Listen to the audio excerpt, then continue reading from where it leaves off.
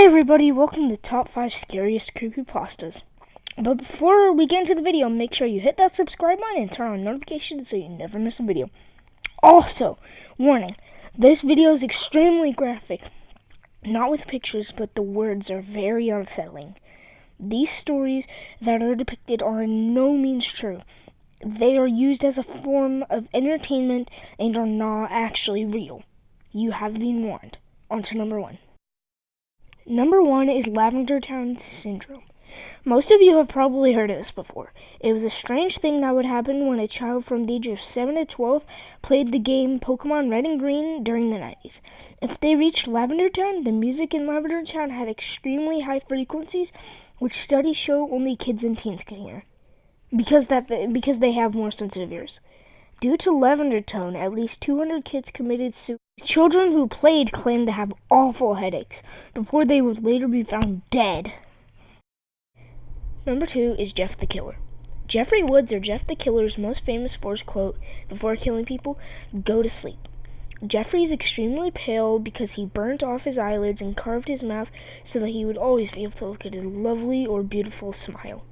He has a brother named Leo, or had a brother named Leo. Jeff was a normal teen. When he was around 13, though, his family moved due to his father's promotion. He and his brother were happy about moving, but when he got there, Jeff started feeling a strange feeling. A day later, while he and Leo were gonna get on the bus, a kid named Randy, accompanied by Keith and Troy, mugged them. Randy has a knife and demands Leo's wallet. Jeff feels the feeling again and gets in a fight with the boys, incapacitating all three of them. Jeff takes the blame after Randy and his gang ratted them out to the police. Jeff is about to be sent to a correctional facility for about a year when Leo steps in and says it was him, with bruises and cuts to prove it. Leo is then taken away in Jeff's place, and Jeff goes into a depression. A few days later, Leo was taken away, and his mom tells him to go to a neighbor's birthday party, thinking it will cheer him up. He is then approached by Randy, Keith, and Troy with anger glistening in their eyes. Clear that they want to fight. Jeff tries to reason with them, but fails. Randy then attacks Jeff, while Troy and Keith hold the adults and children at gunpoint to prevent them from stopping the fight. Randy smashes vodka over Jeff's head, and Jeff is now drenched in alcohol. Randy yells at Jeff to fight back after he incapacitated Jeff. Jeff struggles to stand, and Randy yells and says Leo will rot in jail, and that Jeff should be ashamed for not doing anything about it. Jeff gets angry and knocks Randy to the ground, punching him hard at Randy's chest. This causes arrhythmia to Randy's heart, resulting in his death. Troy and Keith begin to shoot at Jeff to avenge Randy. Jeff runs upstairs and lures them into the bathroom where he wounds them. A tub of bleach drenches Jeff during the struggle with Keith, and Keith takes the chance to light Jeff on fire with a lighter. With the alcohol and bleach on him, it sets Jeff afire, causing Jeff to fall down the stairs and he passes out while he gets burned by the flames. Jeff wakes up with his body and face covered by bandages, and his mom telling him that Leo had been released after witnesses overheard Randy was responsible for Leo being in jail. Weeks later, the bandages are taken off, and Jeff's face is deformed. He begins to like his new face, causing his family to worry. The doctors insist it's just the painkillers. The same night he arrives home, and he hears his mother hears something in the bathroom. She walks in, and her son, Jeff, is burning his own eyelids and carving a glassy smile in his cheeks. His mother tells his father Jeff needs to be killed. However, Jeff overhears this and butchers them both. Leo hears the noise and tries to go back to sleep, but Jeff creeps into the room and tells Leo go to sleep, before shoving the knife into Leo's chest. It is unknown if Leo survived, though. Number 3 is the Rake. During the summer of 2003, a strange human-like creature was spotted in the northeastern United States.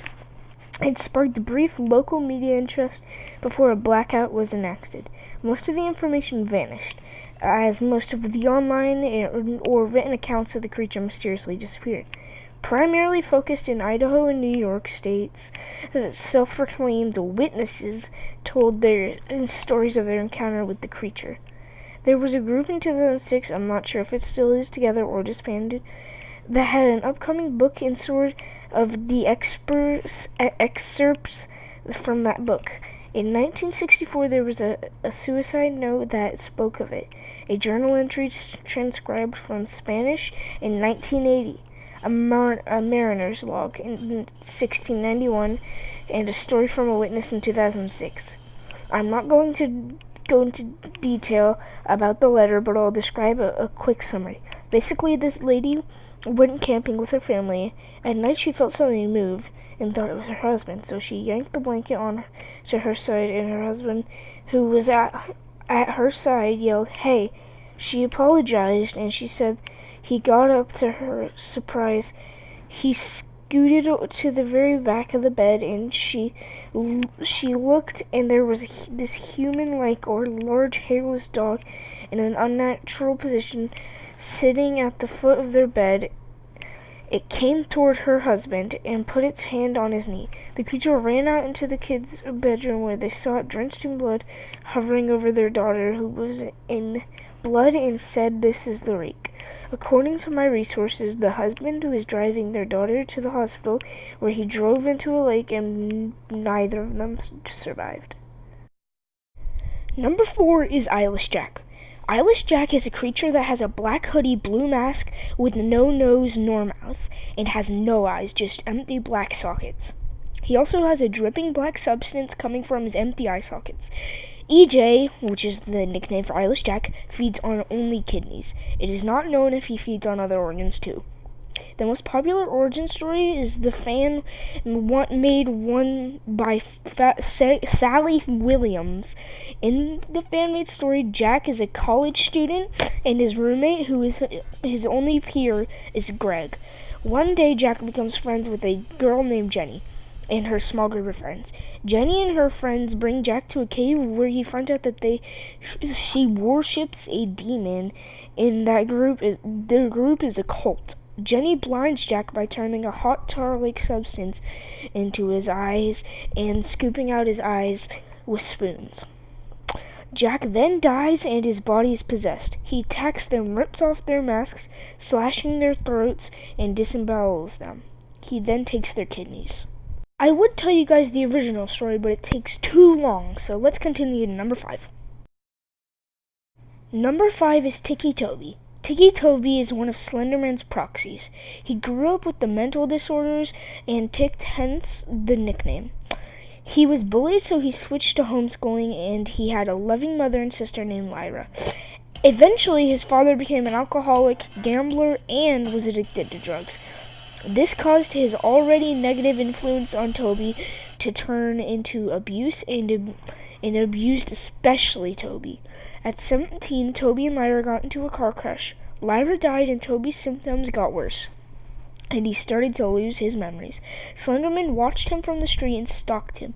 This caused Toby to hallucinate, so his mom brought him to a psychiatrist for his PTSD. Toby dreamed of his sister's corpse and was attacked by Slenderman. A voice told him to kill his father. After a fight with his father, he eventually stabbed him in front of his mother. To escape from authorities, he set the neighborhood on fire. He then was trapped in the flames, and right before he would die, Slenderman teleported to him and saved him. His mother heard on the news 2 weeks later that several teens had been killed, and a prime suspect was Toby for one of his hatchets being there. That marked the moment Toby became one of Slenderman's proxies. Guys, this is the end of our journey, so farewell. Can't wait to make tomorrow's video. Also, remember, these creepypastas aren't true. They might be based off of things that did actually happen, but they are mostly not true. Also, no credit goes to us. This is all the creators of the creepypastas and art. Bye, guys!